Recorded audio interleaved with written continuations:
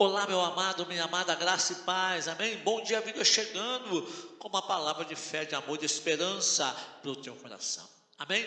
Quero hoje começar a ministrar uma palavra completa, sabe? Hoje eu não vou parar, vai ser uma mensagem completa, vai levar um tempinho, mas que você possa ouvir com o teu ouvido espiritual. Quem tem ouvido, ouça o que diz o Espírito. Eu quero falar sobre o seguinte tema: chamados. Quantas pessoas estão abandonando o seu chamado? Quantas pessoas estão deixando o seu chamado de lado? Quantas pessoas não querem mais saber do chamado de Deus na vida delas? Ou porque se decepcionaram, ou tiveram um problema, ou se magoaram, ou foram feridos, sabe? E abandonaram o chamado de Deus. Nessa mensagem, eu quero falar sobre o chamado universal, que é para todo mundo, e eu quero especificar alguns chamados, e para isso eu vou usar a vida de 4 pessoas que foram chamados por Deus tremendamente. 2 no Velho Testamento e 2 no Novo Testamento. Então quero ler com você agora o texto do início, é Lucas capítulo 6, versículo 12 ao 16, que diz: E aconteceu que naqueles dias subiu ao monte a orar e passou a noite em oração a Deus. E quando já era dia, chamou a si os seus discípulos e escolheu 12 deles, a quem também deu o nome de apóstolos: Simão, ao qual também chamou Pedro, e André, seu irmão, Tiago e João, Filipe e Bartolomeu, Mateus e Tomé, Tiago, filho de Alfeu, e Simão, chamado Zelote, Judas, filho de Tiago, e Judas Iscariote, que o traiu. Aleluia, glória a Deus. Preste atenção, vamos conjecturar um pouco, vamos pensar, vamos raciocinar juntos aqui. Olha só, chamados. Entre tantos significados, eu separei 2 para a gente olhar aqui. Eu coloquei chamado como adjetivo, que é o quê? Que se chamou, convidado, que foi escolhido. E substantivo masculino, ação de chamar, entender ao chamado de destino, de propósito, convite ou convocação que recebeu. Agora preste atenção, nós lemos aí, Jesus tinha muitos discípulos, rodeado de muitos discípulos. O texto diz que Jesus está orando no monte. Jesus passa a noite orando. Então eu aprendo a primeira coisa aqui: Jesus tinha que tomar uma decisão importante na sua vida e no seu ministério. Ele tinha que separar 12 homens para estarem mais próximos, e esses homens ele chamaria de apóstolos. Tinha os seus discípulos, do meio desses discípulos ele tiraria 70. E para ele fazer isso, Jesus, ele passou a noite orando ao Pai, perguntando: Pai, quem eu chamo? Pai, quem eu falo? Quem eu separo? Ele não foi chegando e tomando a decisão porque era Jesus. Não, ele passou um tempo de oração. E aqui eu aprendo o primeiro segredo: nós vamos decidir coisas da nossa vida e nós não tiramos um tempo orando com Deus. Fazemos de qualquer jeito, fazemos segundo o nosso coração, e nós esquecemos que a palavra do Senhor diz, amado, que enganoso é o quê? O coração do homem. Quem poderá discernir? Eu, Senhor, posso discernir do coração e o pensamento do coração do homem.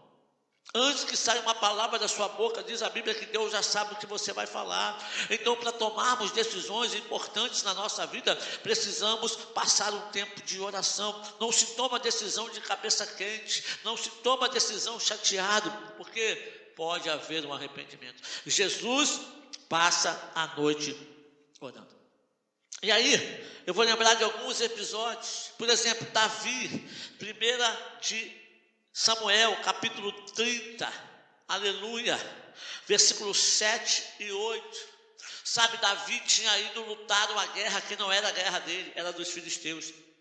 E os filisteus iam lutar contra o seu povo, o povo de Israel, o povo de Davi. Eles iam lutar contra Saul, e talvez passasse pela cabeça dele: é a oportunidade que eu tenho de matar Saul. porque o trono é meu, e agora eu estou aqui do lado dos filisteus, inimigos ferrões. Querido, quem era Golias? Filisteu. Quem matou Golias? Davi. Davi agora está para lutar do lado dos filisteus contra o seu povo Israel, o povo que ele tinha recebido por Deus de herança para reinar sobre ele. Imagine, meu amado, se nessa batalha Davi mata Saul, olha o reboliço que ia dar, olha a briga que ia dar, olha a confusão que ia dar. Mas o que acontece? Ele é impedido de lutar nessa batalha, ele tem que voltar para casa, triste, talvez chateado. Mas no meu entendimento, quem impediu que ele lutasse essa batalha não foi os filisteus, mas foi Deus usando os filisteus, para que Davi não manchasse o seu nome ali naquela batalha matando Saul,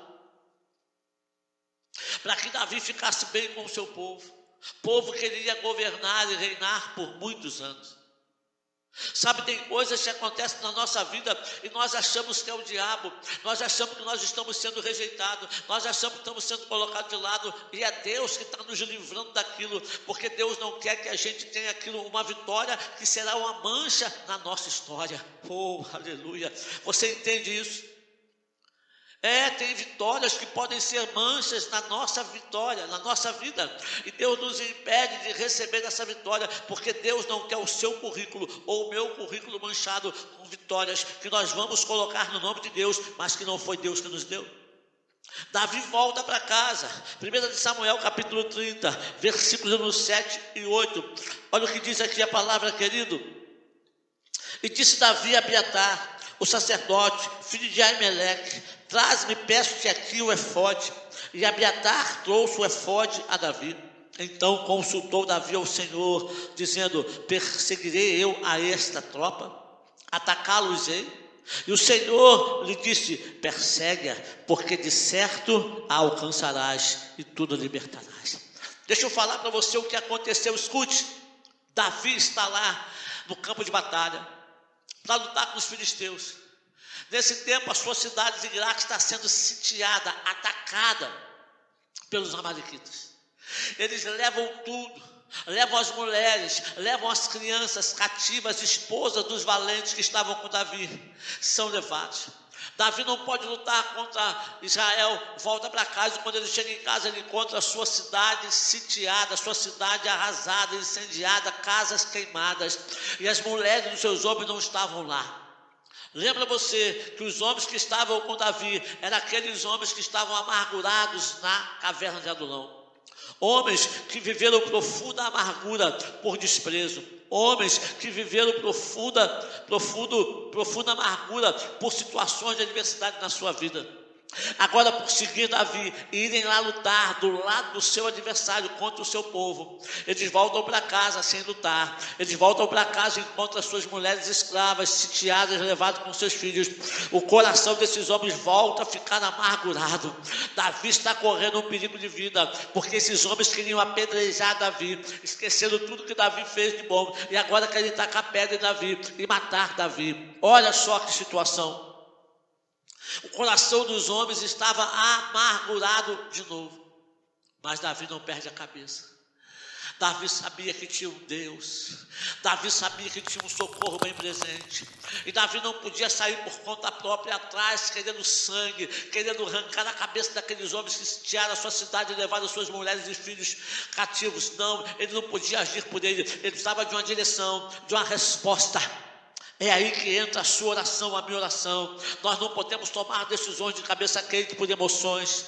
Vamos tomar decisões erradas. Davi então chama o sacerdote e fala, olha, traga a estola sacerdotal. Amado, quem vestia a estola sacerdotal era o sacerdote. Quem consultava a Deus era o sacerdote. Mas aquela luta não era do sacerdote, aquela luta era de Davi.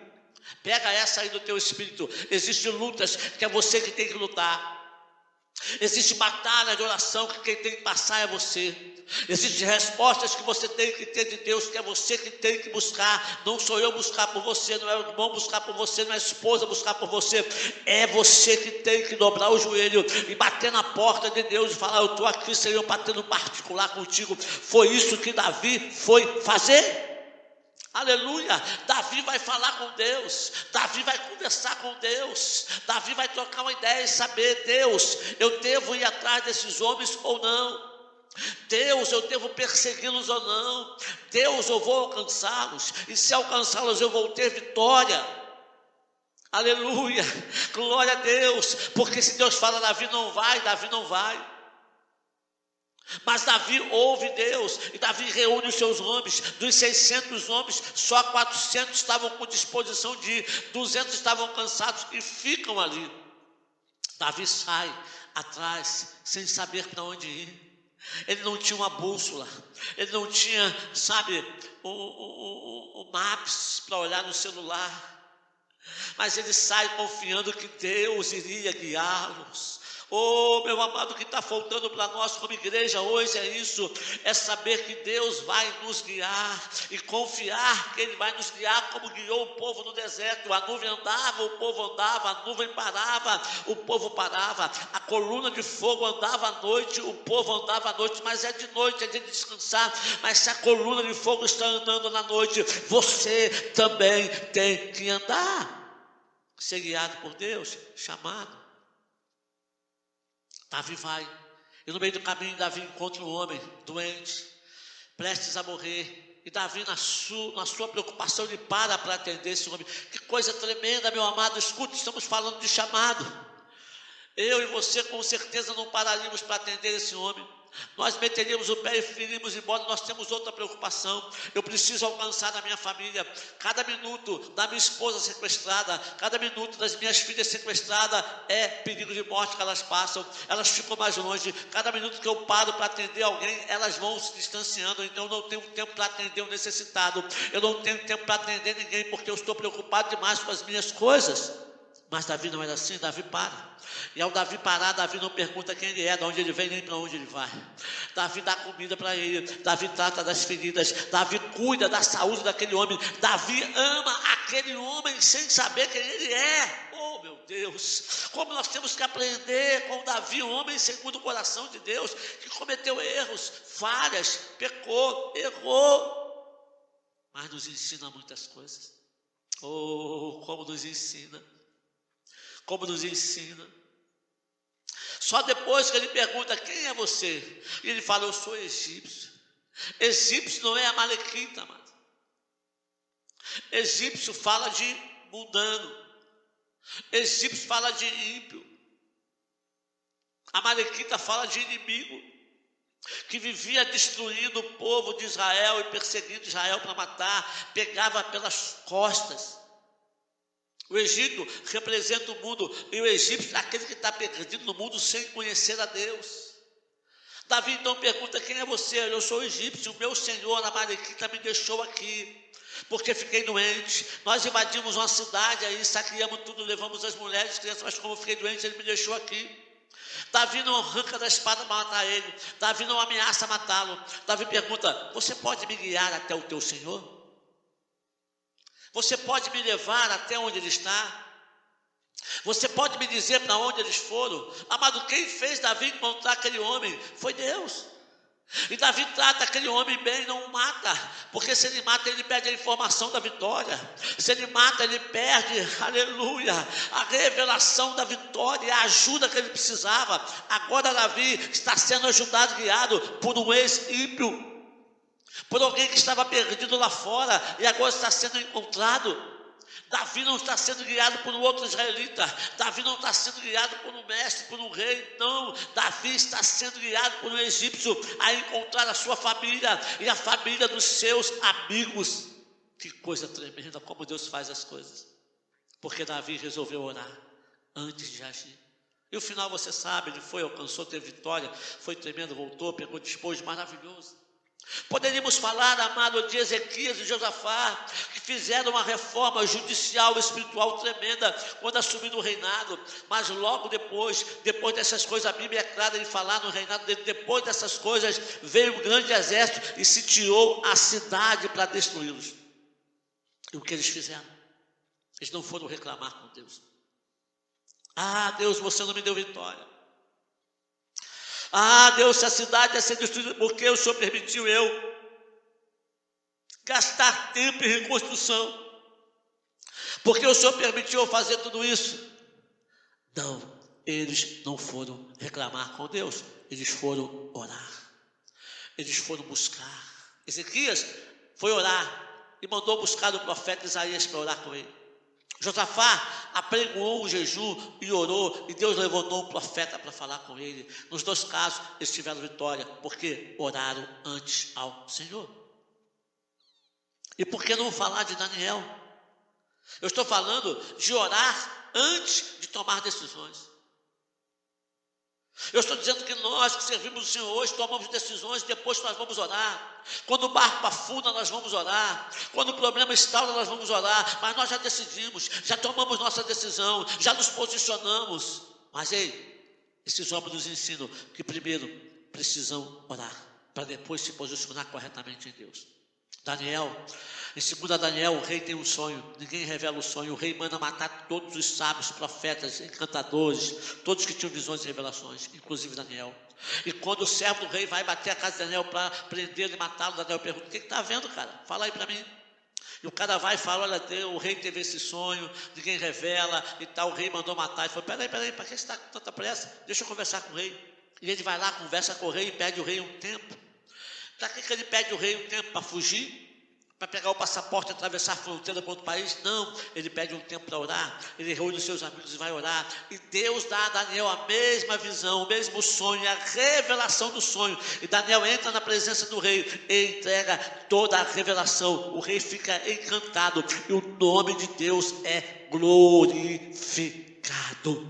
Decisões importantes são tomadas depois de momentos de oração. Aprenda isso e você vai ganhar muita coisa. Nós temos que aprender isso. Agora escute, preste atenção. Vamos ao chamado. Jesus desce no monte, separa 12. A forma como Jesus chama os seus discípulos é tremenda. É tremenda e desafiadora. Jesus, quando chama discípulos, meu amado, é de uma forma tremenda, de uma forma desafiadora. Nós temos que aprender muita coisa, sabe? É diferente de muitos apelos hoje que vemos na igreja, sabe? Vamos a culto e participamos de culto, escutamos tantos apelos que nós ficamos assim. Os apelos hoje, os chamados hoje, sim, vem para Jesus, Ele vai te abençoar. Vai, claro, a Bíblia diz que Ele já te abençoou com toda a sorte de bênçãos nas regiões celestiais da maldade. Vem para Jesus, amado, que Ele vai tirar você da miséria. Espera aí, só se for da miséria espiritual, irmão.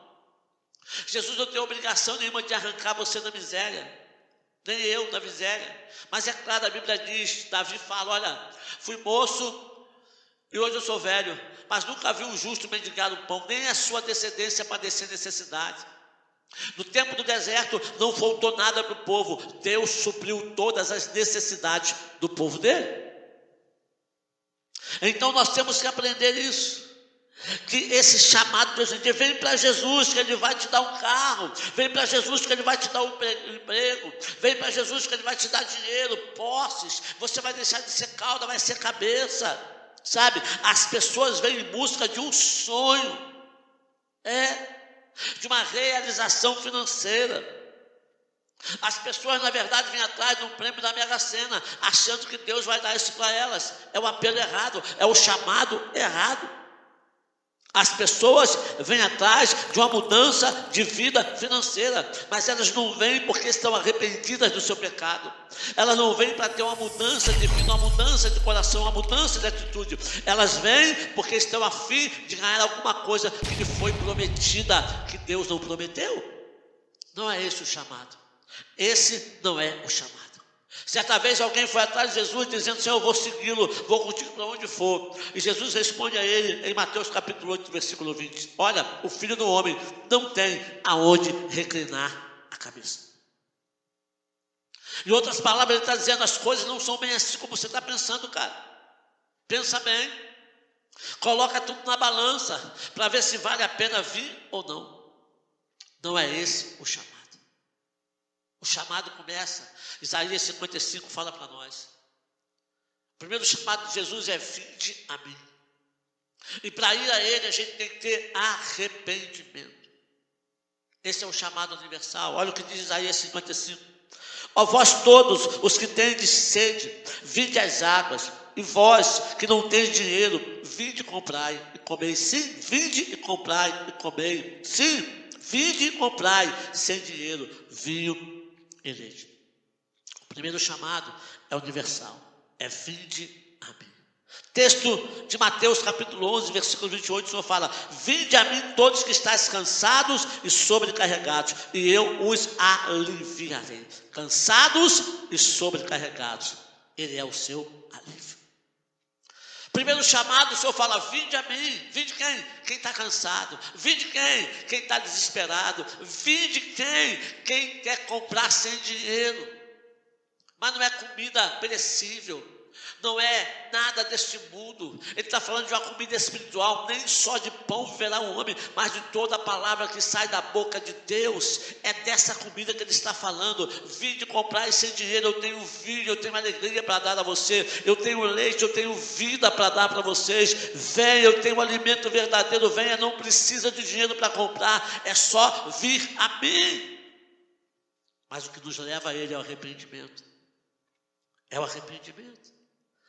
E aqui nesse chamado que nós vemos hoje, no apelo que vemos hoje, ninguém chama você para se arrepender. Todo mundo chama você no altar, vem no altar receber a sua bênção, mas altar não é lugar de bênção, amado. O altar é lugar de morte. Toda vez que se levantava o altar na Bíblia, um cordeiro morria.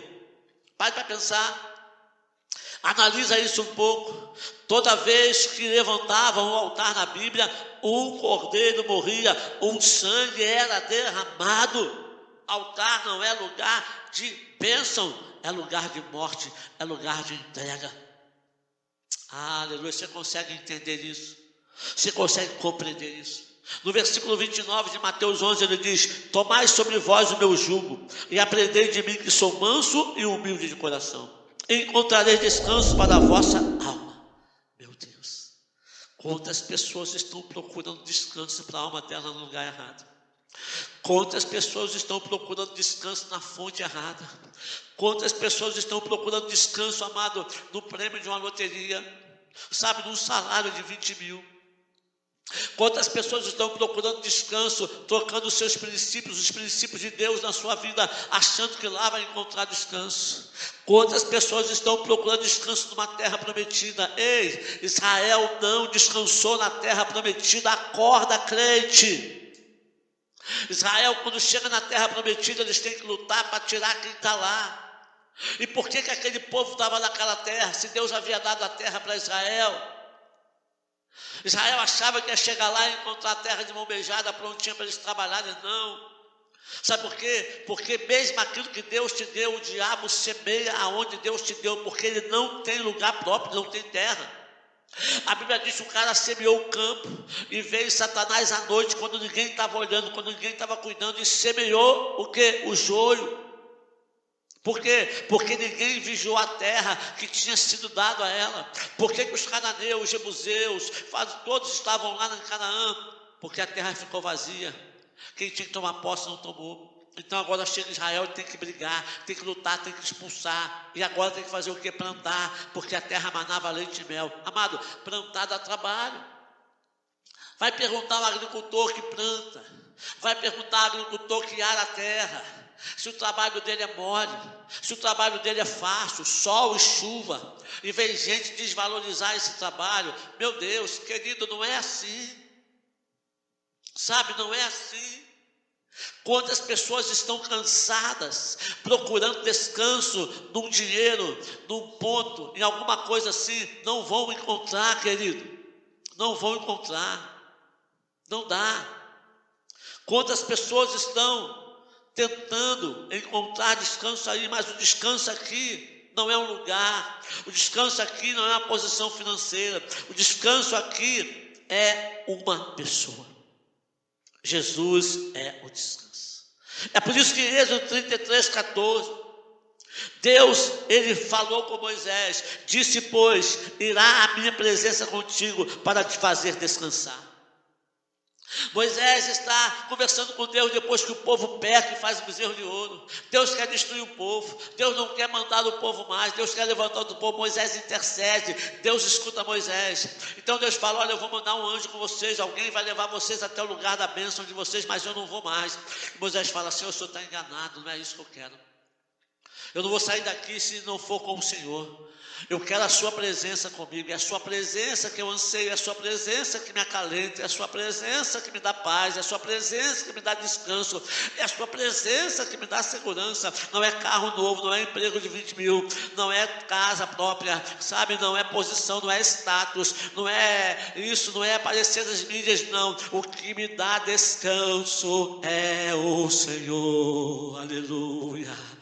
Aí Deus fala: ah, Moisés, eu entendi. Então a minha presença irá contigo para te dar descanso. O primeiro chamado, amado, é um chamado universal, é um chamado para todos. Por isso que Jesus tinha muitos discípulos que atenderam esse chamado. Pessoas que estavam cansadas, pessoas que estavam sobrecarregadas, pessoas que queriam descanso, pessoas que queriam se alimentar e entendendo que para isso não precisava de dinheiro, porque havia uma comida espiritual que alimentaria a alma deles, porque a verdadeira fome e sede que eles tinham era na alma. Esse é o primeiro chamado, o chamado universal. Vamos ao chamado. Sim, eu falei até agora do primeiro chamado, o chamado universal, que é para todo mundo. Todos são chamados. Jesus tinha muitos discípulos. Ele desce do monte e no meio de todos ele tira 12, ele chama 12, ele escolhe 12. Lembrando você que no meio dos 12 tinha um traidor. Não quer dizer que Judas tinha que ser Judas, tinha que trair, não é que era ele, que a sentença estava sobre ele, alguém tinha que fazer. Mas por que então Jesus traz ele para perto? Para dar a ele a oportunidade de ter uma mudança, uma transformação. Mas Judas nunca creu em Jesus como Senhor. Para ele, Jesus ia restaurar o reino terreno. Tem muitas igrejas, muito crente pensando nisso, que a restauração é terrena, é governamental, terrenamente. Então estão atrás de carteiras, atrás de posicionamento. Não, o nosso reino não é desse mundo. Mas o chamado, a forma, meu amado, como Deus, aleluia, opera é diferente. Então eu quero agora começar a falar com você de um chamado mais profundo, de um chamado diferente. Eu quero usar a vida de 4 pessoas que foram chamadas, convocadas por Deus. Só que eu quero deixar claro para você que assim como no chamado universal, você aceita se você quiser, o chamado mais profundo, de uma intimidade maior, com um propósito maior, você também aceita se quiser. Os 12 que foram chamados, eles poderiam dizer para o Senhor: olha, eu não quero, chama outro. Jesus colocaria outro. Porque nós não podemos colocar a culpa no Senhor, dizendo: Deus, eu não queria e o Senhor me chamou. Deus, eu nunca desejei isso, eu nunca almejei isso, o Senhor me chamou. É como o sonho de José. A gente fala o sonho de José ou o sonho de Deus. O sonho era de Deus, mas José também almejou aquele sonho. Deus deu o sonho a José. José sonhou, gostou daquilo, se empolgou com aquilo, achou bom e passou a desejar aquilo também. O chamado é assim. Eu nunca pensei em ser um pastor, nunca pensei em ser um pregador da palavra do Senhor, eu nunca pensei em estar à frente de um ministério, de uma igreja, não. Meus pensamentos eram outros, meus desejos eram outros, amados, bem diferentes. Mas quando Deus me propôs isso, eu aceitei, eu gostei, eu achei bom e eu mergulhei nisso. Foi fácil? Não. É fácil? Não. Tem lutas, tem perseguições, tem decepções, tem erros, tem falhas, não de Deus, da minha parte. Tem acusação de irmão, de amigo, tem abandono de pessoas que dizem que nunca vão te abandonar, mas daqui a pouco estão deixando você de lado. Tudo isso faz parte do pacote. Tem traidor, faz parte do pacote, querido. Mas isso não nos faz parar, isso não nos faz desistir. Então vamos falar de 4. E o primeiro, eu quero começar a falar de Pedro. Novo Testamento, Pedro. Nós temos 2 passagens que vão falar do chamado de Pedro e alguns discípulos. Uma com Lucas e outra com Mateus. dizendo para você que elas não se contradizem, pelo contrário, elas se completam. Lucas é mais detalhista, porque Lucas conta o fato depois de acontecido, alguém narra para ele como foi. E Mateus conta o fato vendo. Então, uns têm mais detalhes, outros têm menos. É como se um olhasse por uma janela, uma cena, e o outro olhasse a mesma cena pela janela. Então, numa cena você consegue ver um ângulo, e na outra cena você consegue ver outro ângulo. Por isso que as escritas têm algumas diferenças, mas contam a mesma história. Então, olha, capítulo 5 de Lucas, versículo 1 a 11, vai falar daquela peça maravilhosa. Diz, e aconteceu que, apertando a multidão para ouvir a palavra de Deus, estava ele junto ao lago de Genezaré. E viu estar 2 barcos junto à praia do lago. Os pescadores, havendo descido deles, estavam lavando as redes. E entrando num dos barcos, que era de Simão, pediu-lhe que o afastasse um pouco da terra. E assentando-se, ensinava do barco a multidão. E quando acabou de falar, disse a Simão: faze-te ao mar alto e lançai as vossas redes para pescar. E respondendo Simão, disse-lhe: mestre, havendo trabalhado toda a noite, nada apanhamos, mas porque mandas, lançarei a rede. E fazendo assim, colheram uma grande quantidade de peixe. E rompia-se as redes, presta atenção, pegaram a grande quantidade e as redes estavam se rompendo. E fazendo assim, colheram uma grande quantidade de peixe e rompia-se as redes. E fizeram sinal aos companheiros que estavam no outro barco, para que se fosse ajudar. E foram e encheram ambos os barcos, de maneira tal que quase iam a pique. E vendo isso, Simão Pedro prostrou-se aos pés de Jesus, dizendo: Senhor, ausenta-te de mim, porque sou um homem pecador. Pois que o espanto se apoderam dele e de todos os que com ele estavam, por causa da pesca que haviam feito. E de qual modo também de Tiago e João, filhos de Zebedeu, que eram companheiros de Simão. E disse Jesus a Simão: não temas, de agora em diante serás pescador de homens. E levando os barcos para a terra, deixaram tudo e o seguiram. Glória a Deus. Agora, olha a mesma cena aqui, ou parecida, em Mateus capítulo 4, versículo 18 ao versículo 22. E Jesus, andando junto ao mar da Galileia, viu 2 irmãos, Simão, chamado Pedro, e André, os quais lançavam as redes ao mar, porque eram pescadores, estavam pescando. E disse-lhes: vinde após mim, e eu vos farei pescadores de homens. Então eles, deixando logo as redes, seguiram.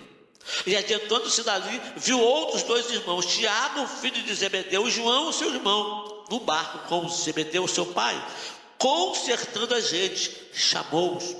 Eles, deixando imediatamente o barco e seu pai, seguiram. Lembra que eu falei que o primeiro chamado é universal e é: vinde a mim? Agora você viu aqui, eu li com você, Jesus chamando Pedro e João, os discípulos, disse: vinde após mim. Então, vinde a mim é um nível de chamado, é ir a Ele.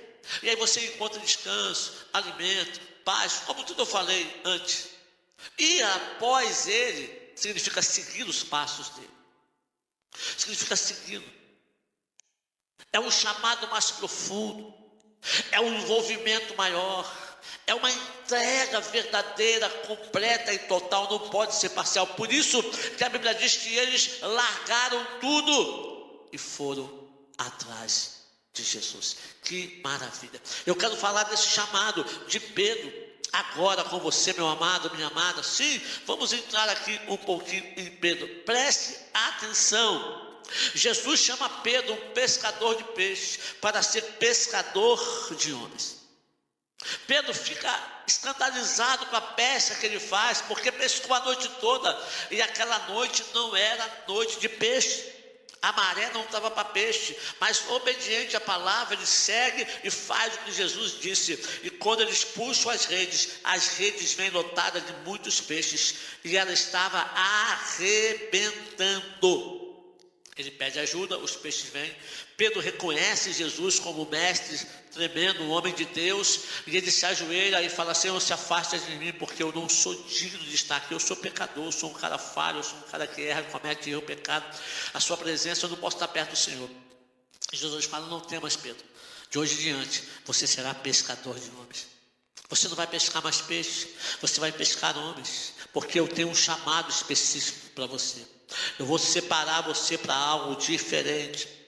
Sabe, a Bíblia diz que Pedro e André estavam jogando as redes, pescando, e mais à frente Tiago e João estavam consertando as redes.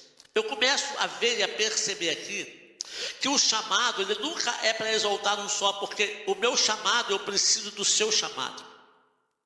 O meu chamado não pode funcionar sozinho. Porque quando falamos de peixe, vamos usar o peixe, que é a matéria-prima comum aqui no Evangelho. Tem aquele que vai ao mar pescar, tem aquele que limpa o peixe, tem aquele que trata o peixe, tem aquele que conserta a rede. De que adianta eu lançar a rede, a minha rede rasgar e eu não saber consertar? Eu preciso de alguém que conserte bem a rede. Talvez Pedro e o seu irmão não sabiam consertar a rede tão bem, porque quando estão puxando a rede está rasgando. Talvez se fosse a rede dos outros dois irmãos, Tiago e João, ela não se romperia, porque eles costuravam redes, eles eram habilidosos para costurar redes. Você está entendendo como que o meu chamado é importante, mas o seu também é importante? Aqui eu começo a aprender que eu tenho chamado maior e não tenho chamado menor. Isso é coisa do homem. O homem que coloca um acima e outro abaixo. Deus nunca colocou ninguém acima e abaixo. Deus nivela todo mundo por igual. Porque a Bíblia diz: a ninguém considereis maior ou menor que você. Você não pode fazer isso, se achar melhor que A ou que B. Quem lança a rede precisa de quem conserta a rede. E aí nós vamos entrar agora no corpo de Cristo, que a igreja não tem maior membro nem melhor membro. Todos são cooperadores para o aperfeiçoamento do corpo dos santos. O meu talento, o talento que eu recebi, não é melhor do que o teu talento.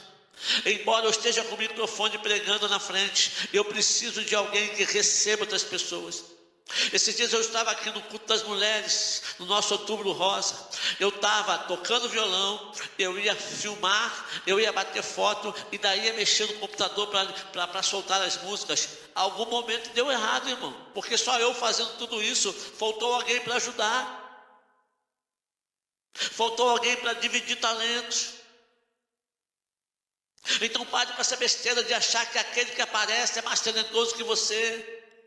Porque nenhum craque ganha um jogo sozinho no time de futebol. Você pode botar Neymar, craque, arrebentando, Zico, Pelé, qualquer um, para jogar no campo sozinho, contra 11, vai tomar uma goleada. Porque ele não vai poder defender, não vai poder dominar no meio de campo e fazer gol lá na frente. Os 11 vão dar um baile nele. Então não tem maior nem menor, melhor ou pior. O aperfeiçoamento dos santos, os dons, os talentos que Deus nos deu, é para o aperfeiçoamento dos santos. E olha, deixa eu te falar outra coisa: Deus não fica encantado com o teu talento, bobo. Deus não fica encantado com o meu talento. Como eu prego bem, como eu falo, como eu sou eloquente, como isso, como eu canto, como eu toco, como eu danço, como eu ministro. Ei, foi quem te deu o talento, foi Ele. O seu talento não impressiona Ele. Pare com essa besteira de pensar isso, meu amado. Você tem que entender que Ele te deu o seu talento para você glorificar o nome dEle, não para você se exaltar. O talento que Ele nos deu não é para exaltar a nós, não é para exaltar o nosso nome, para colocar o nosso nome no outdoor, de destaque, em brilho, com letras garrafais, sabe, com LED rodando em volta, piscando, é o cara, é ela. Não, o talento que Ele te deu, o talento que Ele me deu, é para nós exaltarmos o nome do Senhor na nossa vida. Aprenda isso, o quanto mais rápido possível, melhor para você. Precisamos aprender isso. E aí voltamos para Pedro. Pedro se torna o quê? O líder dos discípulos, mas porque ele quis.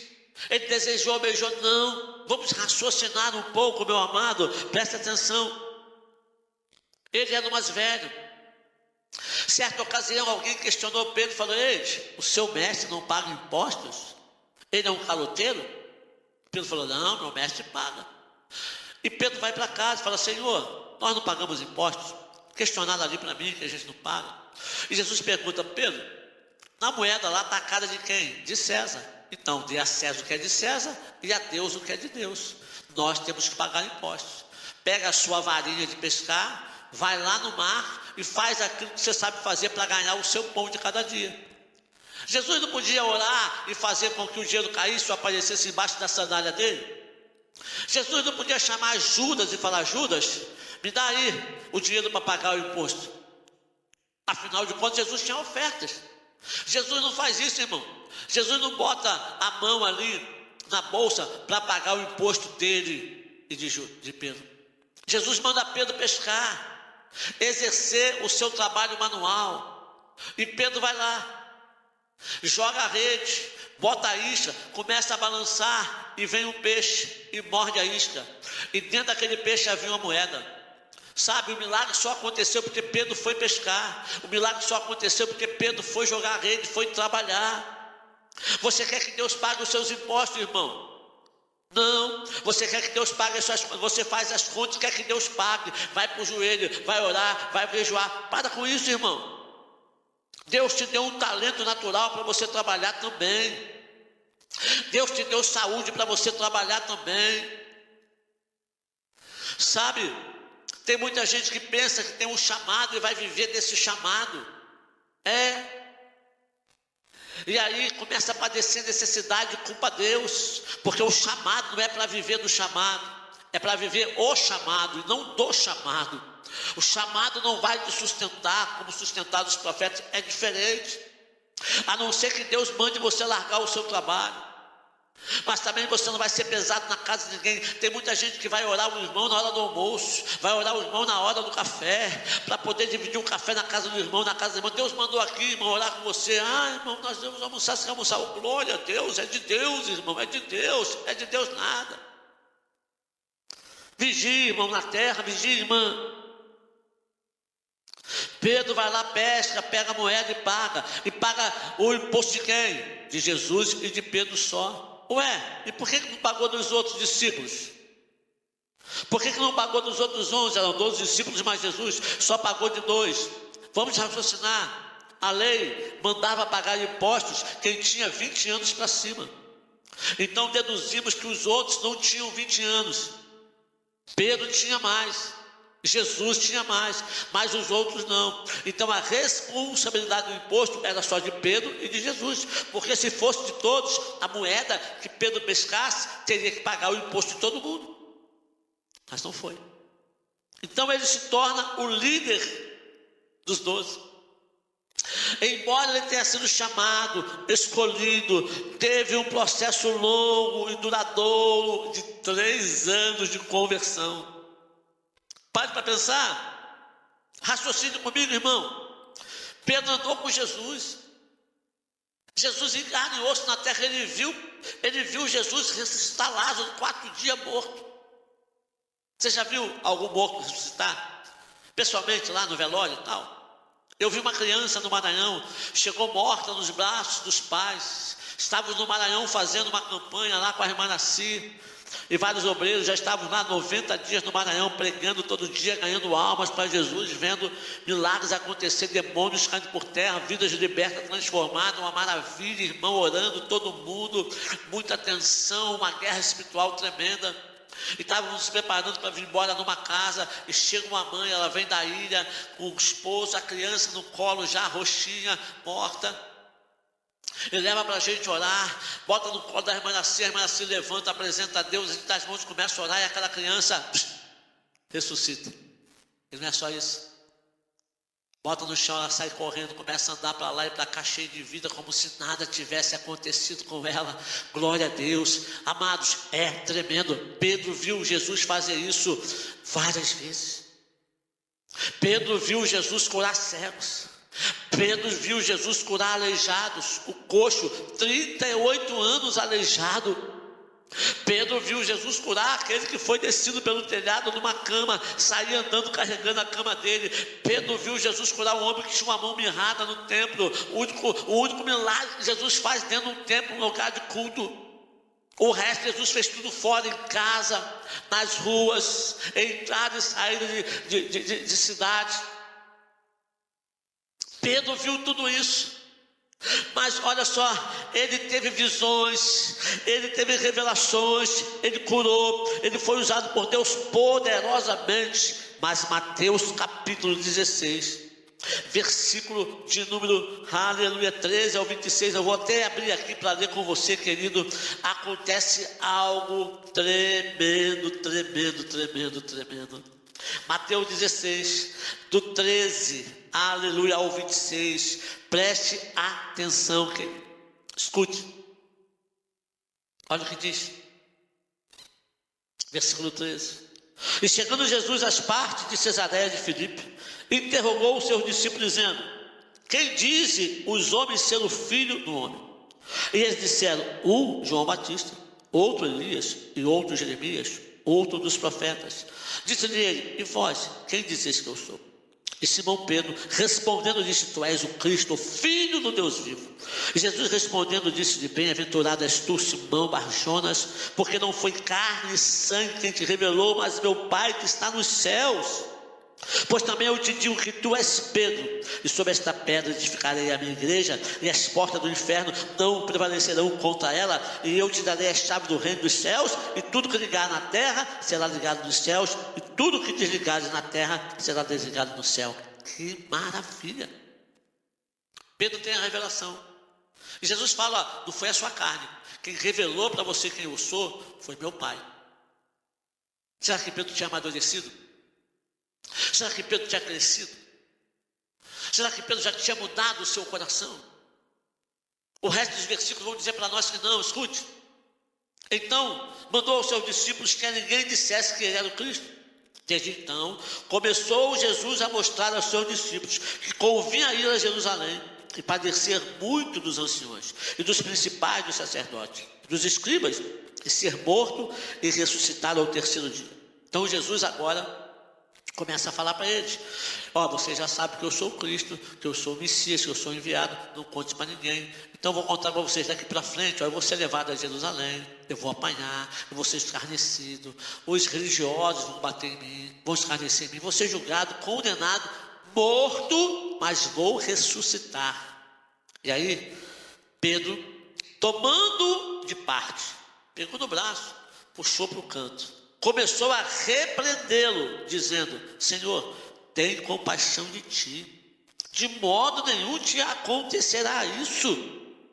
Ele, porém, voltando-se, disse a Pedro: para trás de mim, Satanás. Aleluia.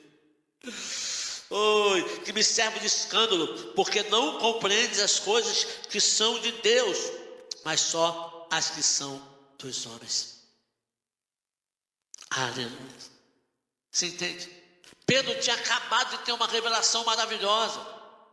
Pedro havia acabado de entender quem ele era, Deus mostrou para ele. E quando Jesus começa a revelar o restante do plano do Pai, o que ia acontecer com ele, Pedro puxa Jesus no canto para falar: Senhor, não faz isso não, tem misericórdia do Senhor, tenha pena de ti, Pedro. Senhor, o Senhor não vai morrer assim não, tu és o Messias, o Filho de Deus, como é que vai deixar isso acontecer? Automaticamente Jesus detecta que quem está falando é Pedro, mas Pedro, que teve a revelação, foi usado por Deus, agora estava sendo usado pelo diabo. E Jesus fala: para trás de mim, Satanás. Disse Jesus a Pedro: para trás de mim, Satanás, que não entende as coisas de Deus. Percebe, amor? Nós podemos ter uma revelação de Deus aqui e logo depois o diabo usar a nossa voz, porque nós não entendemos as coisas de Deus, se Deus não as nos revelar. Não é você, querido, você não é o bonzão. Se não for Deus na sua vida, se não for o Espírito Santo na minha vida, na nossa vida, coitados de nós. E ele continua: então disse Jesus aos seus discípulos: se alguém quiser vir após mim, renuncie a si mesmo, tome sobre si a sua cruz e siga-me. Porque aquele que quiser salvar a sua vida, perdê-la-á, e quem perder a sua vida por amor de mim, achá-la-á. Aleluia. Sabe, Jesus começa a falar isso. Aí, Jesus deu uma sacudida em Pedro. Falou: Pedro, não é porque você teve uma revelação que é o cara, não, cara. Vigia, você não está pronto. E aí, em Lucas 22, versículo 31 e 32, diz assim: Simão, Simão, eis que Satanás vos pediu para vos andar como trigo, mas eu roguei por ti, para que a tua fé não desfaleça, e tu, quando tu te converteres, confirma teus irmãos. Meu Deus, não basta Jesus repreender Satanás na vida de Pedro. Agora em Lucas 22, Jesus está dizendo para Pedro: Pedro, você não é convertido ainda. E Pedro responde: que nada, Senhor, eu estou pronto para morrer com o Senhor até o final. E Jesus fala: não está. Ele: eu estou. Não está, Pedro, porque hoje mesmo, antes que o galo cante, tu me negarás 3 vezes. Olha, falou para Pedro isso. Você imagina como é que Pedro ficou por dentro? Jesus não me conhece. Jesus está pensando que eu sou o quê? Que eu sou o Zé Qualquer da esquina, que eu sou o que troca ele por qualquer coisa. Ele vai ver só. Ele vai ver se eu não vou com ele até o final. Ele vai ver se eu não encaro todo mundo por amor a ele. Ele vai ver se eu não estou pronto para dar a minha vida no lugar da dele. Ele vai ver, eu vou mostrar para ele. Deixa que ele vai ver. Não é assim que a gente pensa? Pedro foi chamado. Estou falando de chamado, amado. Estou falando de escolhido. Que história é essa de que o chamado não tem luta? Que história é essa de que o chamado não tem problema? Jesus fala: Pedro, o diabo pediu para cirandar a sua vida. E eu roguei o Pai, Pedro, e não foi para evitar a ciranda, porque a ciranda, Pedro, tem que vir.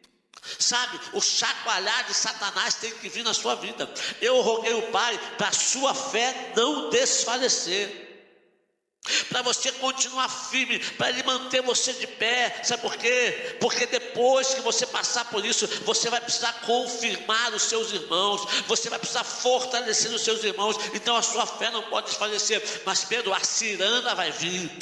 Satanás vai sacudir você. Ei, você está achando que escolhido, que chamado de Deus não tem chacoalho de Satanás? Que Deus bota a mãozinha e fala: nessezinho não toca não, meu filho, nesse não. Deus vai colocar na peneira? Não. O diabo vai colocar na peneira e vai balançar você para lá e para cá, tentando fazer você negar a sua fé, negar a sua esperança, negar o nome do Senhor, negar o teu Deus. Mas Jesus está intercedendo por você e por mim, não para que a ciranda não venha, mas para que a nossa fé não desfaleça. Oh, aleluia, glória a Deus. Mas para que a nossa fé não desfaleça, não desfaleça a sua fé, não desfaleça a minha fé. Pode vir a peneira, pode vir o vento, pode vir a tempestade, e podemos nem sair dela, mas continuaremos firmes com a nossa fé. Lembra dos homens da fornalha? Oh, rei, você pode esquentar a fornalha quantas vezes você quiser. Se o nosso Deus quiser tirar a gente daí, vai livrar. Mas se não quiser, morremos queimados, tostados. Mas não nos dobraremos diante da tua imagem. Vamos nos manter firmes ao Senhor. Louvado seja Deus, bendito seja o Senhor. Você entende isso? Chamado. Amado, os chamados, os escolhidos não estão livres da ciranda de Satanás, mas os chamados, os escolhidos, aleluia, eles têm a certeza da intercessão de Jesus para a fé não desfalecer. Pare com isso, amado. Nunca foi você. Não é você que se mantém de pé, não sou eu que me mantenho de pé. Se não fosse a intercessão dele, nós já teríamos caído há muito tempo. Mas os chamados, os escolhidos, eles têm a certeza da intercessão de Jesus, para que a fé não desfaleça. Tem ciranda, tem perseguição, tem luta, tem adversidade, mas tem a intercessão do Senhor, aleluia, para que a sua e a minha fé não desfaleça. Ah, meu amado, minha amada, para com isso. Nunca foi você. Você acha que é você? Você acha que é a sua força? Hein? Lembra que Jesus fala lá nas cartas: mesmo tendo pouca força, não negaste a minha palavra. Não é a tua força, porque a sua e a minha força não serve para nada, amado. Nós somos fracos, sim, suscetíveis a erros e às falhas. Se não é a intercessão de Deus, se não é, aleluia, o Espírito Santo na nossa vida, nós estávamos tombados há muito tempo e destruídos há muito tempo. Mas louvado seja Deus que o Espírito Santo tem tomado conta de nós, que o Senhor tem intercedido por nós. Qual era a realidade de Pedro? Pedro não era convertido. Lembra? Pedro estava no jardim com Jesus. Os homens foram prender Jesus. Pedro puxa da espada para arrancar a orelha do cara. Arranca. Jesus fala: para com isso, Pedro, não é desse jeito. Você acha que se eu quisesse, eu chamaria o meu pai e falaria com ele: meu pai não enviaria anjos para nos livrar? Claro que sim. Jesus então vai e coloca no peito, no local, a orelha do rapaz, não no peito. Jesus vai e coloca a orelha do rapaz no lugar e pergunta: quem procuras? E eles falam: sou eu.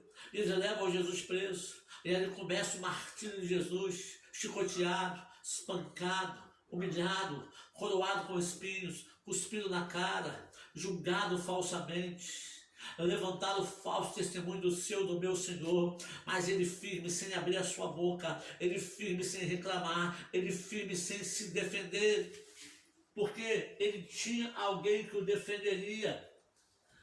Nós queremos julgar as nossas causas. Nós falamos que temos um advogado, nós falamos que temos alguém que cuida de nós, mas quando as coisas começam a apertar, a gente quer fazer justiça com a nossa própria mão. Que isso, irmão? Nós somos do Senhor e Ele é o nosso advogado.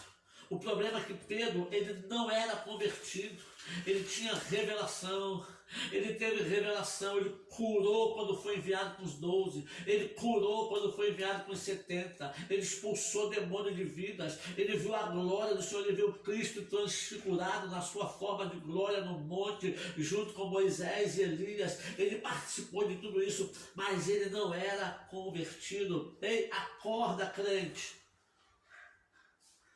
A pessoa ser usada por Deus não tem nada a ver dela ser convertida ou não. As atitudes vão mostrar se há nela uma conversão verdadeira, genuína ou não.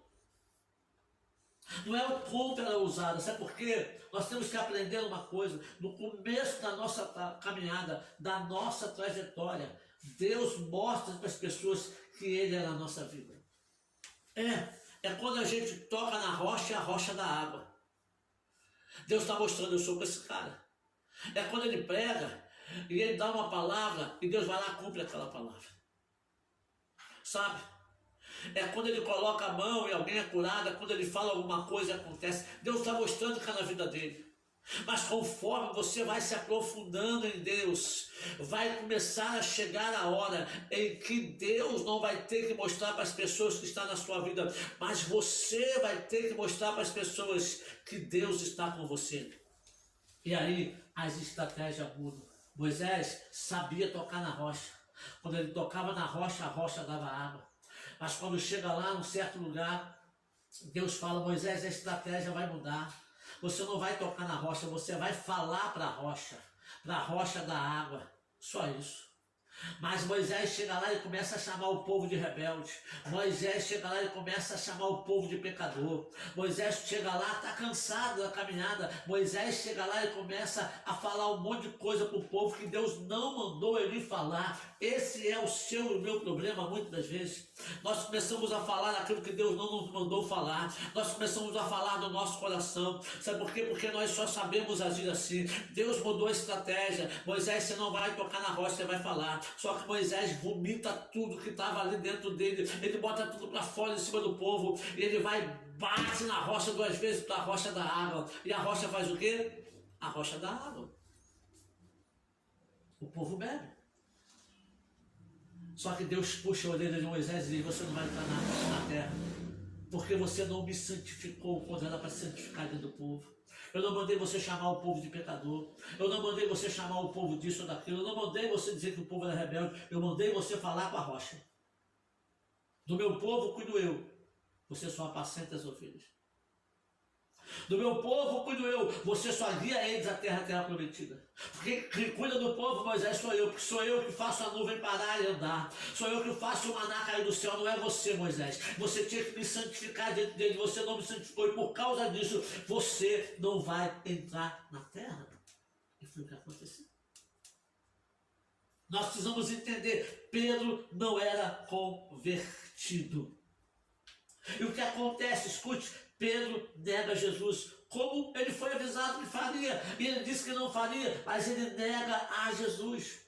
João, aleluia, fala, Lucas fala isso tremendamente. Lucas 22, ele vai relatar no momento em que Pedro dá a terceira negativa sobre Cristo. O evangelista Lucas vai dizer que um olhava para o outro. Jesus ali apanhando, cabisbaixo, rosto ensanguentado, inchado, transfigurado, olhando nos olhos de Pedro. E as pessoas dizendo, esse é um deles, você é um deles. E Pedro olhando aos olhos de Jesus diz, nunca o vi, não o conheço. E quando Pedro fala isso, o galo canta, corra. Eita, galo carioca. E Pedro lembra do que Jesus falou. O que acontece? Pedro sai desesperado, porque ele lembra das palavras que Cristo falou, você não está pronto, você vai me negar. Não, eu vou contigo até o final, eu vou morrer. Não vai, você vai me negar porque você não está pronto. E aí o que acontece? Pedro lembra daquilo e Pedro foge desesperado da presença do Senhor. Só João fica até o final da crucificação, até Jesus entregar o seu espírito e morrer naquela cruz. Pedro não está agora arrasado. Jesus ressuscita. João capítulo 21 vai falar que Pedro volta a pescar, porque Pedro estava longe. Ora, Pedro amava a Deus. Pedro amava Jesus. Você tem dúvida que Pedro amava Jesus? Não, eu não tenho. Pedro amava Jesus. Só que Pedro não estava convertido. Tem muita gente, amado, que ama Jesus, mas ainda não está convertido. Está no processo. Se Pedro andou com Jesus 3 anos e meio na terra, Jesus em carne e osso, não se converteu, imagine eu e você, amado, andando esse tempo todo aqui, só misericórdia. Pedro está lá, João capítulo 21 vai dizer que Pedro volta a pescar peixes. Pedro, Tomé, Natanael, Tiago e João passaram a noite toda pescando e não pegaram nada. Eles voltam para o barco, voltam para a rede, voltam para o trabalho que eles tinham antes do primeiro chamado universal com Cristo, porque passaram por uma decepção, passaram por um trauma que fez parte do processo do aprimoramento deles. Eles não sabiam, mas eles estavam sendo preparados, porque o mestre ainda estava com eles. E todas aquelas lutas, adversidades que eles passaram, fazia parte do processo. Ei, escute, há um processo. Há um processo na sua e na minha vida. Há um processo em nossa vida que a gente precisa administrar e mensurar isso com o Espírito Santo. E a forma mais correta não é fugir dele. A forma mais correta não é retroceder se nós tropeçarmos, se nós não entendermos, se a luta for grande, se a amargura tomar conta do coração. É permanecer nele, mas eles vão pescar. E a Bíblia diz que eles lançam a rede e não pegam nada. Mas quando eles estão voltando de manhã para a beira, tem um homem na beira do mar que pede a eles um peixe e eles dizem, não pegamos nada. E esse homem diz, lance a rede à direita do barco e achareis peixe. E eles lançaram a rede. E a rede se encheu de 150 e poucos grandes peixes. E na mesma hora João, aquele que colocava a cabeça no peito do Senhor, descobriu no seu interior que aquele homem na praia que falava com eles era o seu Senhor que havia ressuscitado. Eles pegaram 150 grandes peixes e a rede não rebentou. Lembra no começo do chamado lá em Lucas? A rede estava arrebentando com 152 peixes. Aqui pegaram 150 grandes peixes e a rede não rebentava. E quem puxou a rede? Pedro puxou a rede. Olha que coisa maravilhosa. Estava tudo pronto, redes firmes, bem costuradas, peixes grandes, mas eles estavam fora do chamado. O preparo havia chegado, eles estavam preparados, as redes estavam prontas, estavam bem costuradas, estavam firmes, os talentos estavam bombando na mão deles, mas eles estavam usando isso fora do propósito e do chamado especial de Deus na vida deles. Quantas pessoas estão assim, usando o seu talento, se prepararam, alcançaram e agora estão usando esse talento fora do propósito original de Deus? Ei, acorde! Deus está a chamar você, volte para o seu chamado original, volte para o seu chamado em propósito. Deus tem um propósito na sua vida. Mas a decepção tomou conta de você. Talvez você não conseguiu os holofotes que você queria, os aplausos que você queria, não galgou os degraus que você queria. Ei, escute. Pedro não foi apóstolo das multidões. Pedro não escreveu tantas cartas como Paulo. Mas cada um teve a sua posição, tem a sua posição e o seu destaque. Cada um tem, aleluia, o seu talento executado da forma que Deus escolheu e determinou. Isso que é importante para você e para mim. Então, amado, Jesus chama Pedro agora na areia, come o peixe, tudo estava pronto. Jesus agora chama Pedro em particular e começa a dialogar com Pedro. Você imagine agora Pedro antes de Jesus. Pedro havia negado Jesus e tinha sido avisado que isso aconteceria. Na minha conjectura, no meu pensamento hoje em dia, Pedro não conseguia nem olhar para Jesus. Mas Pedro estava a conversar com Jesus olhando para os olhos de Jesus. Porque assim como Pedro negou Jesus olhando para ele, Pedro precisava afirmar para Jesus que o amava olhando para ele. E Jesus então diz: Pedro, olha para mim. Tu me amas? E ele fala: amo, Senhor. E Jesus fala: apacenta as minhas ovelhas. E Jesus pergunta pela segunda vez: Pedro, tu me amas, cara? Amo, Senhor. Apacenta as minhas ovelhas. E Jesus pergunta a terceira vez: Pedro, tu me amas? E Pedro fala: Senhor, tu sabes de tudo. Tu sabe que eu te amo. Porque agora Pedro sabia que realmente Jesus sabia de tudo. Porque quando Pedro achava que não ia negar, Jesus disse que ele ia negar. Então, na verdade, quem sabia de tudo não era Pedro, era Jesus. Jesus sabe tudo da sua vida, da minha vida, da nossa vida. Então nós não podemos esconder nada diante dele, meu amado, isso é besteira. Pedro, tu me ama? Amo, Senhor, tu sabe de tudo. Então apacenta as minhas ovelhas. Pedro agora estava pronto. Pedro agora estava convertido a não mais puxar uma espada para arrancar a orelha da cabeça de um, mas para dar a sua vida por amor de alguém, para cuidar das ovelhas que não eram dele, mas do Senhor, para cuidar de ovelhas rebeldes, para cuidar de ovelhas que desprezam, para cuidar de ovelhas que abandonam, para cuidar de ovelhas que caluniam, para cuidar de ovelhas que apontam o dedo. Pedro estaria lá agora cuidando dessas ovelhas que não eram dele, mas era do Senhor. E o papel de Pedro era juntar essas ovelhas. O papel de Pedro era trazer essas ovelhas para perto, usando a rede que ele tinha, que era o evangelho genuíno e poderoso de Jesus. Foi o que ele usou em Atos capítulo 12, quando ele faz o seu primeiro sermão. Ele traz mais de 3.000 almas para o Senhor. Aleluia, meu amado, minha amada, escute, tem ciranda.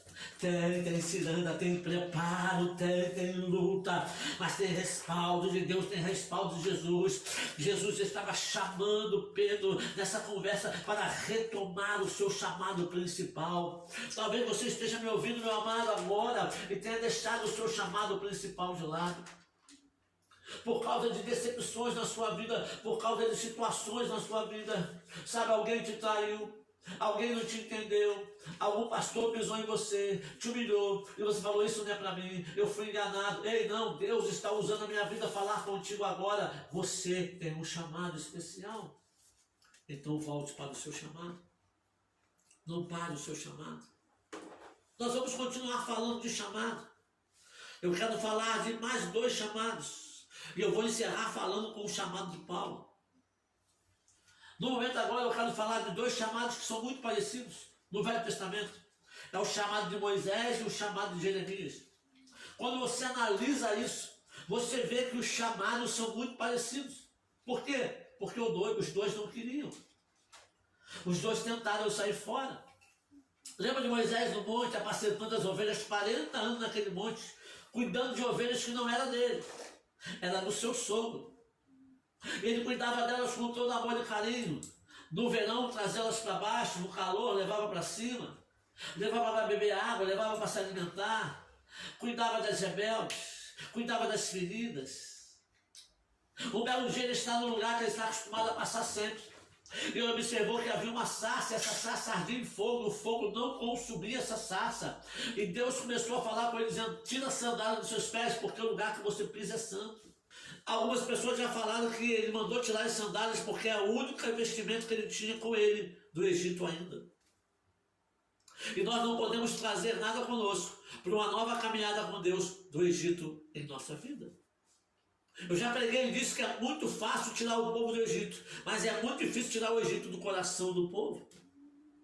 Para fazer isso, nós precisamos realmente abrir totalmente o nosso coração e entregar a Deus para que essa mudança seja feita. Então escute, preste atenção no que eu vou lhe dizer. Moisés não queria.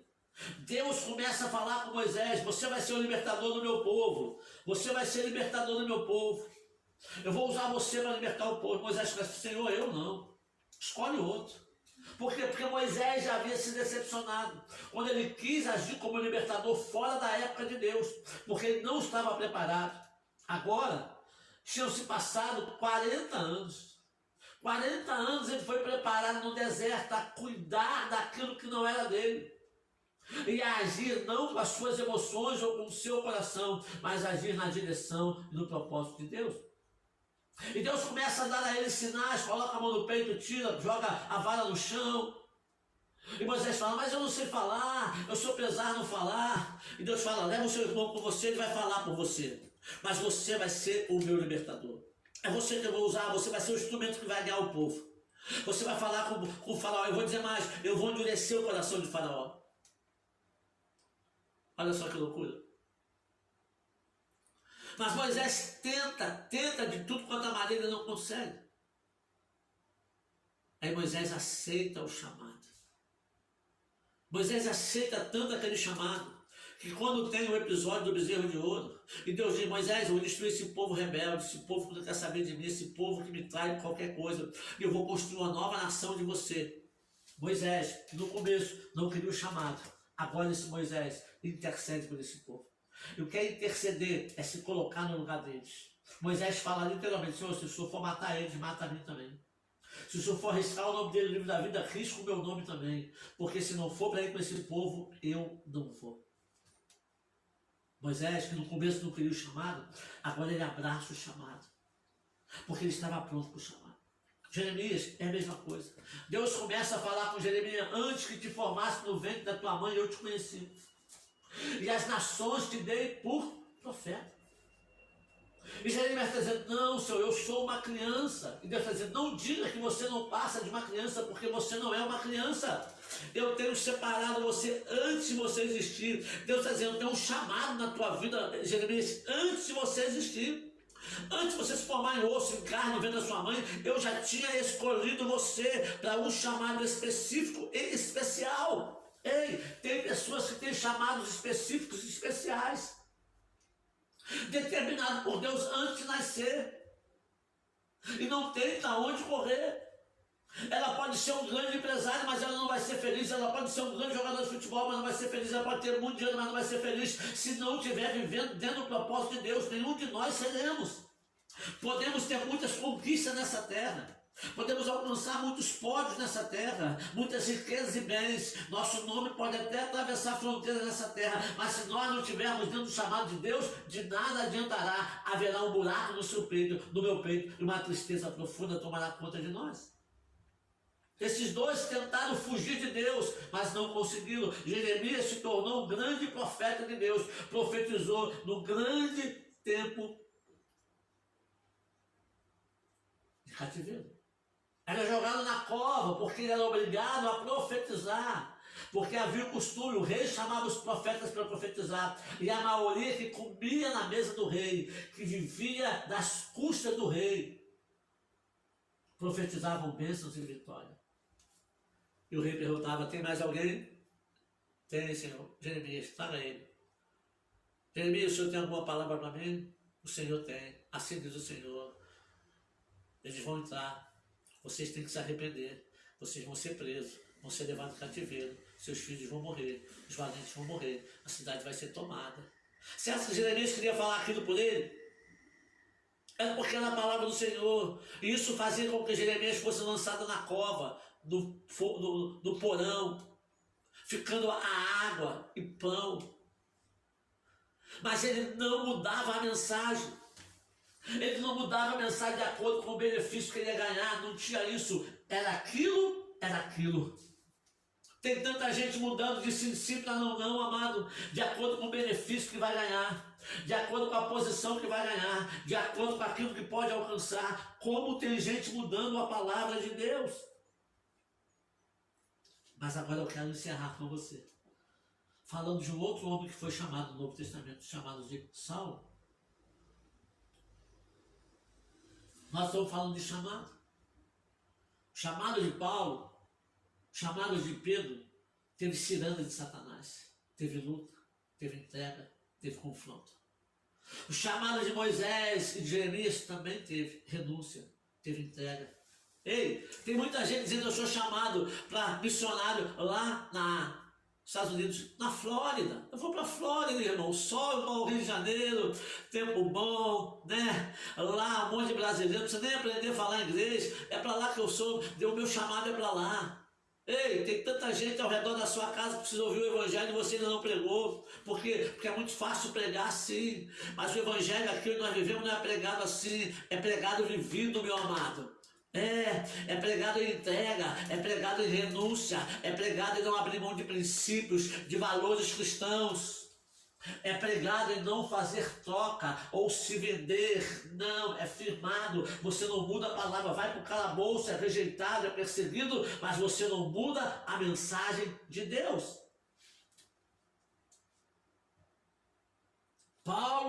Saulo é chamado. Atos capítulo 9, versículo 15 é o chamado dele. Disse-lhe, porém, o Senhor: vai. Deus está falando com Ananias. Porque este é para mim um vaso escolhido para levar o meu nome diante dos gentios e dos reis e dos filhos de Israel, e eu lhe mostrarei o quanto deve padecer pelo meu nome. Meu Deus, tem tanta gente que fala: eu queria o chamado de Paulo. Eu tenho um chamado de Paulo, porque eu tenho 9:2, eu sou o cara dos 2. Cuidado, porque você não tem 9 dons, meu. Você não tem 9 dons e já é soberbo desse jeito. Você imagina se tivesse. Paulo, o homem que fala que foi levado ao terceiro céu várias vezes, mas que não é digno de contar as coisas que viu. Paulo, que se julgava o maior de todos os pecadores em meio a todos eles. Paulo, que abriu a sua boca e falou: se fosse para julgar humanamente, eu seria o melhor que todos, porque eu sou judeu dos judeus, fariseu praticante, homem temente, andava reto, estudioso, mas olha, eu considero tudo isso como refúgio, como cocô, como nada de valor, que não presta para nada, porque para mim Cristo é tudo. Eu abro mão disso para ganhar Cristo. Aleluia, glória a Deus. Paulo está sendo chamado. Ele cai na estrada, fica cego. Vai para a casa de Judas, lá na rua direita, e fica lá orando e jejuando durante 3 dias. Deus chama um servo chamado Ananias e diz: olha, vai em tal lugar, procura a casa de fulano, lá tem um homem chamado por Saulo de Tarso. Esse homem está orando e ele teve uma visão. Uau! Que coisa maravilhosa! Presta atenção! Ei, pega a visão! Paulo caiu e ficou cego. Cego para as coisas naturais, porque ele estava perseguindo a igreja. E Jesus fala: Saulo, Saulo, por que me persegues? Saulo não perseguia Jesus porque Jesus para Saulo já estava morto. Saulo perseguiu os crentes, os cristãos, a igreja. Ei, a igreja, quando é perseguida, ela não precisa fazer nada. O seu Senhor, o dono dela, aleluia, o noivo, faz o que precisa ser feito. Precisamos aprender isso, meu amado. A igreja tem que adorar, a igreja tem que se perfumar, a igreja tem que bailar na presença do noivo, adorar a beleza da sua santidade, e quem defende ela é o noivo. Saulo está indo com cartas para Damasco para matar cristãos, isso, para fazê-los negar a fé, e Jesus o para. Saulo não tinha encontro marcado com Jesus, mas Jesus tinha um encontro marcado com ele, e ele cai, e ele já cai, ouvindo a voz do Senhor dizendo: Saulo, Saulo, duro é para você recalcitar contra os meus aguilhões, está me perseguindo por quê? E Saulo já pergunta, sem enxergar, mas ouvindo a voz de Deus. Para ouvirmos a voz de Jesus, precisamos enxergar, mas tem que ter ouvidos abertos. Quem tem ouvidos para ouvir, ouça o que o Espírito diz à igreja. Por que me persegues? Quem é, Senhor? Eu sou Jesus Cristo, a quem te persegue. Duro é para você lutar contra os aguilhões. Então ele vai para essa casa, ele começa a orar, ele começa a jejuar. Ora, como um bom judeu, ele sabia que a oração tinha os seus efeitos. Como um bom judeu, ele sabia que o jejum tinha os seus efeitos. E quando ele está orando, jejuando, os olhos dele espirituais são abertos, os físicos estão fechados. Ele não está vendo mais a igreja para perseguir. Ele não está vendo mais uma lança na mão para atacar alguém. Ele não está vendo mais pessoas para prender. Agora ele tem a sua visão espiritual aberta, e ele vê um homem entrando naquela casa, por nome Ananias, colocando a mão sobre ele, e os seus olhos se abrindo de novo. E Deus fala: então você vai lá, porque ele teve a visão. Não posso mandar Pedro, não posso mandar João, não posso mandar Tiago, porque na visão dele, ele viu um homem chamado Ananias. É você. E Ananias vai, meio receoso, e o Senhor fala: eu vou mostrar para ele, Ananias, porque ele é para mim um vaso escolhido. E eu vou dizer para ele, vou mostrar para ele o quanto importa ele sofrer por amor de mim. Qual foi o chamado de Paulo? Sofrer pelo amor do Evangelho. Escreveu vários livros no Velho e Novo Testamento, sim, várias cartas, recebeu revelações tremendas e poderosas, mas, amado, padeceu por amor ao Evangelho. E você fica dizendo: eu quero o chamado de Paulo, eu tenho o chamado de Paulo. Você está pronto para sofrer o que ele sofreu? Assim que ele sai pregando, meu amado, encurralam ele e apedrejam ele para tentar matá-lo. Sofreu 3 naufrágios. Caminhou para Jerusalém sabendo que ia perder o seu pescoço, mas não negou a sua fé. Mas era um homem preparado, tanto para conversar com os gentios, para conversar com os judeus, e como para entrar em reis, para entrar na presença de reis, tem que entrar em palácios. Não é qualquer um que pode entrar em palácio, tem que estar preparado. Mas ele sofreu, amado, ele seria um grande instrumento, e ele foi um grande instrumento, ministrou reis, mas também padeceu muito pelo amor ao nome do Senhor. Se você ler 2 Coríntios capítulo 11, versículo 18 ao 31, você vai ver, ele vai começar a relatar e dizer: olha, se tivesse que gloriar, eu poderia me gloriar mais que vocês. Porque eu passei por isso, eu passei por aquilo, eu passei por aquilo outro mais que vocês. Se vocês foram presos, eu fui preso mais vezes que vocês. Se vocês foram perseguidos, eu fui perseguido mais vezes que vocês.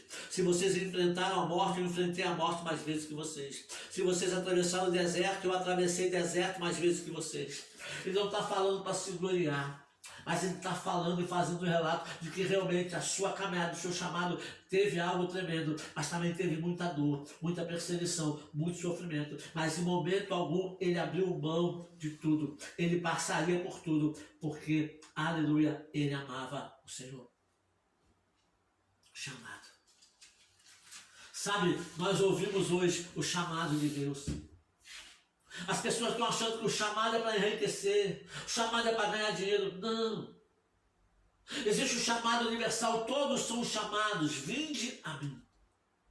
Vinde para ser salvo. Vinde para ter descanso.